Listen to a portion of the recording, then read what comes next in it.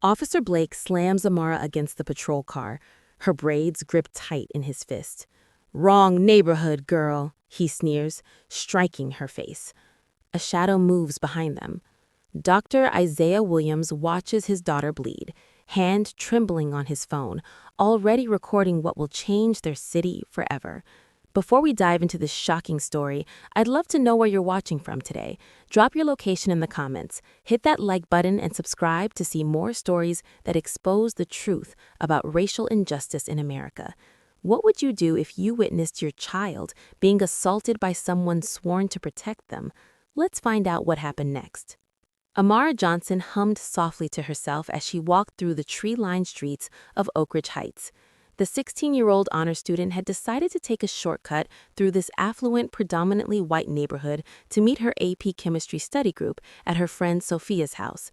With her backpack full of textbooks and her mind focused on the upcoming midterms, Amara barely noticed the patrol car that had begun to follow her at a distance. The autumn leaves crunched beneath her sneakers as she checked her watch, still 15 minutes early.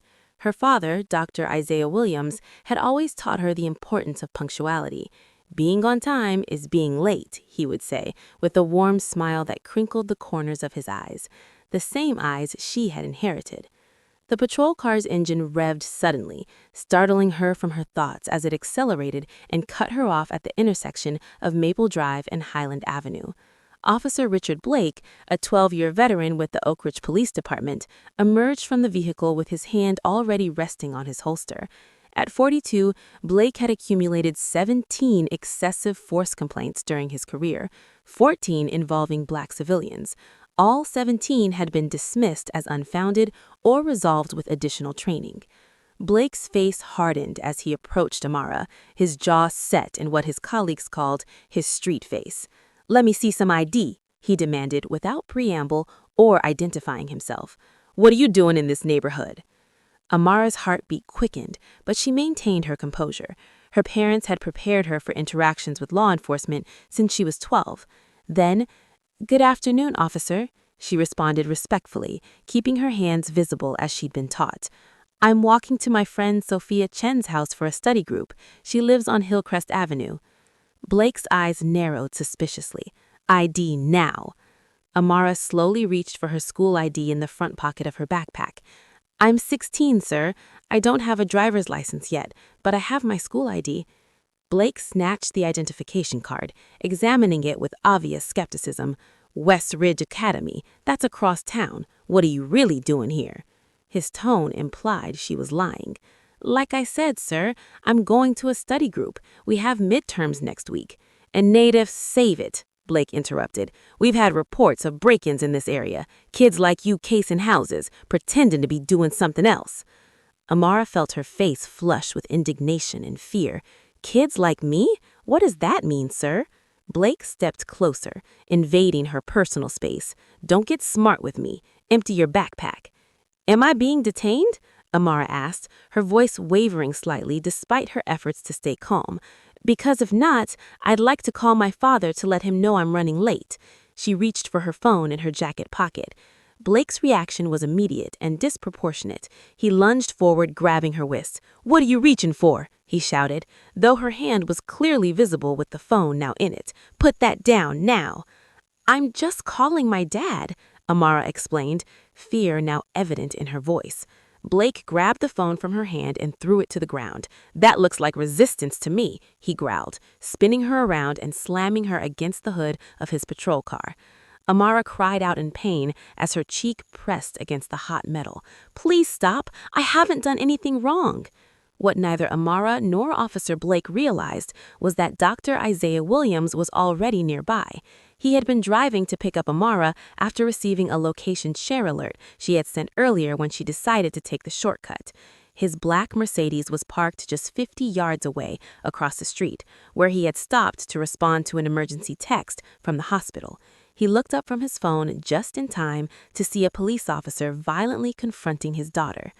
Isaiah's blood ran cold as he watched Blake grab Amara's braids and slam her face against the car. Years of medical training kicked in. His first instinct was to rush to his child to protect her, but something made him pause. He had seen too many news stories, treated too many victims in the ER who had tried to intervene in police encounters gone wrong.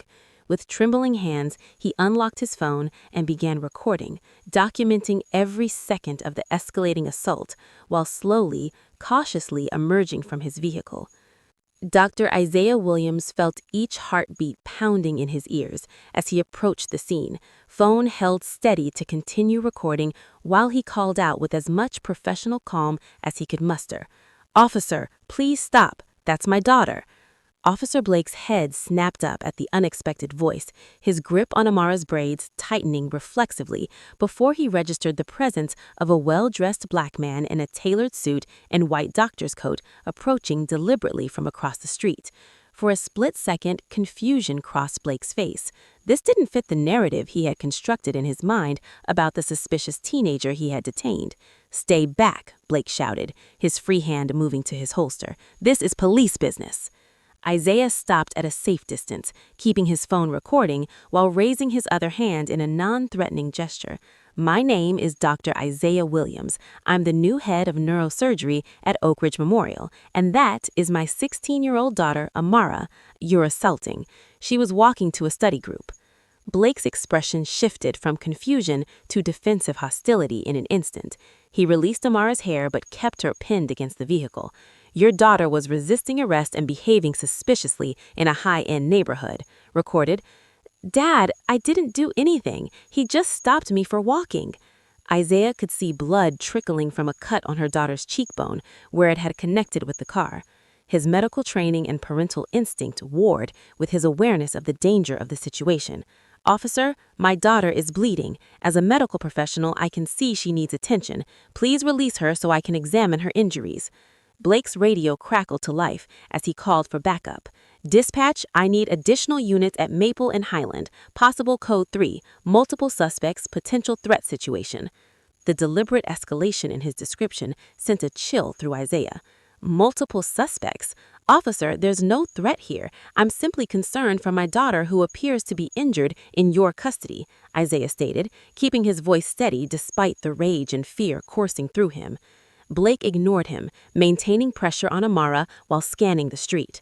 Within minutes, 2 additional patrol cars arrived with lights flashing, officers emerging with hands on their weapons. Among them was Officer Tanya Rodriguez, a 5-year veteran who recognized Dr. Williams from a hospital fundraiser the month before. "Dr. William," she said, surprise evident in her voice as she approached. "What happened here?"